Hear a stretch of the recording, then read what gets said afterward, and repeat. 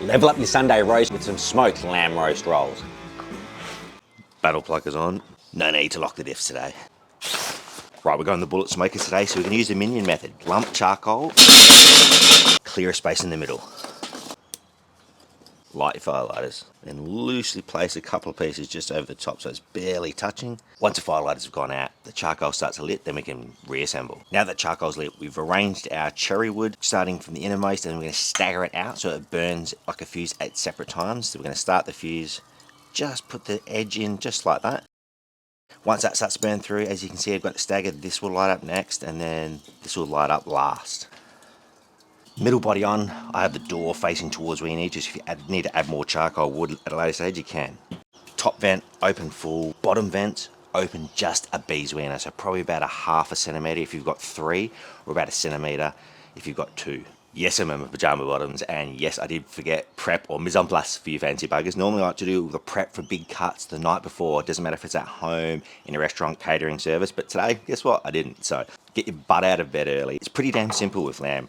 So you want to take anything that's really hard. So basically if you can push on it and it doesn't feel soft under the finger, you're going to trim that off. If you see any obvious silver skin, so any of that skin that has that silvery shimmer to it, you want to bugger that off because it has really crap mouthfeel. Flip it on its guts, same for the other side. Big chunk right here, so we're just going to get in, remove that because that is not going to render down. If you haven't made your own beef tallow, you can do the exact same thing with lamb. Now, because I'm a tight artist here, don't throw away the lamb scraps, throw it into a little pot, into the smoker, render that down, and then we'll use that as tallow.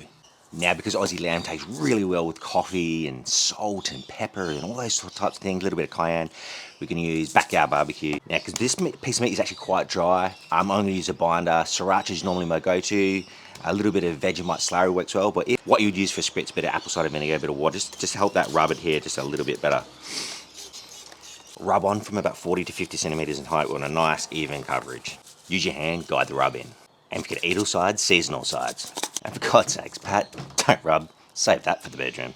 Now you want to be able to just see the fat cap or that nice pink hue through the rub. We don't want to absolutely overpower it because the shoulder is actually quite a thin cut. Right, the smoker's been going for about 15 minutes. We've got a nice wispy sort of bluey coloured smoke on it. Let's go bang this in. Right in the guts, have a tray underneath. We're going to catch that dripping. Lamb trimmings can go on the pot or you can just throw it into the smoker with your lamb. On a side note, we pulled our chicken coop down because our chickens got absolutely railed by fantastic Mr. Fox. As a positive, tomato plant's going absolutely bonkers.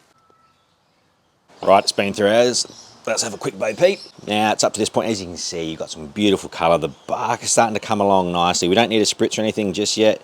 Just rotate it or move it around in your smoker, depending on what you're doing. Slow cooker, you could probably just leave it as it is, or you could even turn it upside down, especially if you've got liquid only halfway up and you want to sort of render out a bit more fat. You can switch it between liquid and not. Let's come back again in another couple of hours and have a look. Right, it's been about 8 or 9 hours. It's almost at the end of its cook. We're now going to wrap it up just to retain some of that moisture and potentially even use it for some of the gravy. So let's go wrap it up now. A couple of options. You can use a baking tray like this, foil over the top, or we can use pink butcher's paper if you want to retain some of that bark. We're going to add a little bit of beer. I'm using the F88. Just a tad on the bottom, just so we're touching the bone, not the meat itself. About half to a full can, and then you can neck the rest. If you want to do a pulled lamb, depending on you, we can do a bit of slice on it. If you want pulled lamb, you want it to be able to probe like butter, and I'll show you what that looks like when we're ready. Bang it back into the smoker. Skewer or probe, we're just going to punch it in, all the mayonnaise there, and just glide through, even with the foil.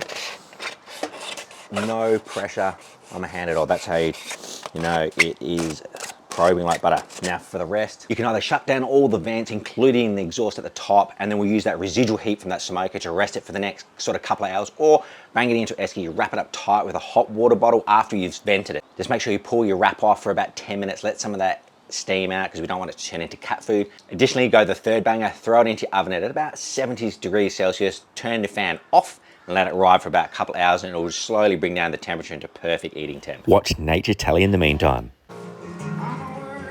Prostate glove on. It's an early Christmas, unwrap the presents. Now, if you're like me and you like making homemade gravy from scratch, but you also like the old Maggi gravy or greens granules, get all those beautiful drippings straight into the gravy. Big flavour boost. Oh, look at that, like butter.